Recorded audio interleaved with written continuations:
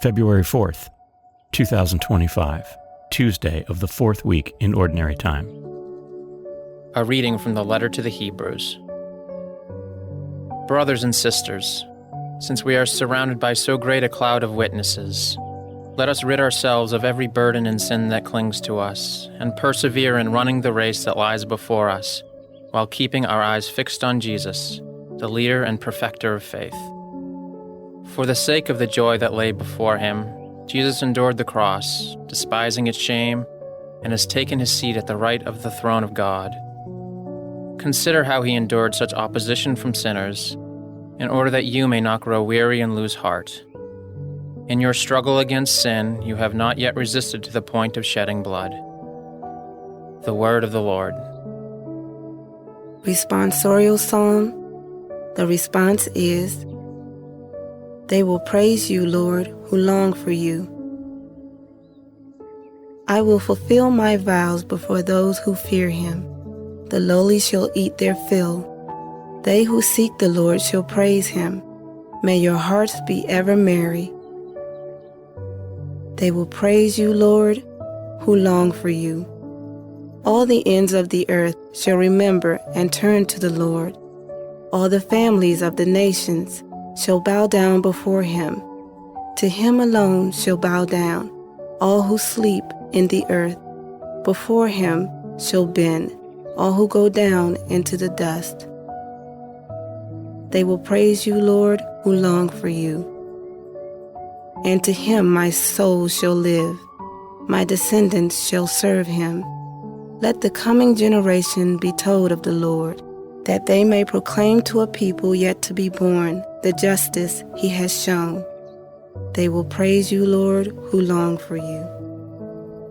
A reading from the Holy Gospel according to Mark.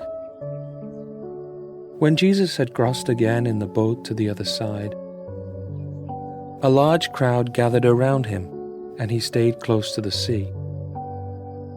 One of the synagogue officials named Jairus came forward. Seeing him, he fell at his feet and pleaded earnestly with him, saying, "My daughter is at the point of death. Please come lay your hands on her, that she may get well and live." He went off with him, and a large crowd followed him. There was a woman afflicted with hemorrhages for 12 years. She had suffered greatly at the hands of many doctors, and had spent all that she had.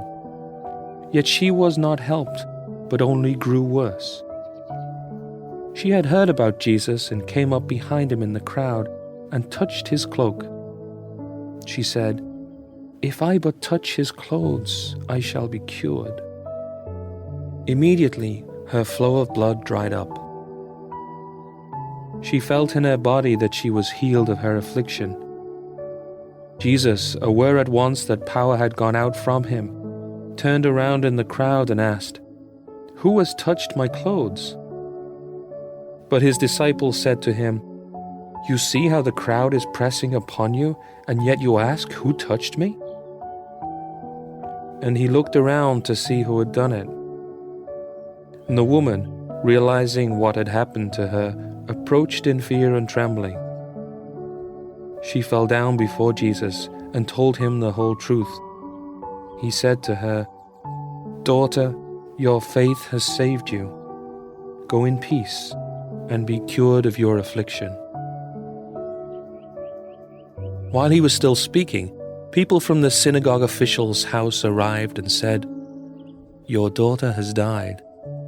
Why trouble the teacher any longer?" Disregarding the message that was reported, Jesus said to the synagogue official, "Do not be afraid, just have faith." He did not allow anyone to accompany him inside except Peter, James, and John, the brother of James. When they arrived at the house of the synagogue official, he caught sight of a commotion, people weeping and wailing loudly. So he went in and said to them, "Why this commotion and weeping? The child is not dead, but asleep." And they ridiculed him. Then he put them all out. He took along the child's father and mother and those who were with him, and entered the room where the child was. He took the child by the hand and said to her, "Talitha cum," which means, "Little girl, I say to you, arise." The girl, a child of 12, arose immediately and walked around. At that they were utterly astounded. He gave strict orders that no one should know this, and said that she should be given something to eat. The Gospel of the Lord.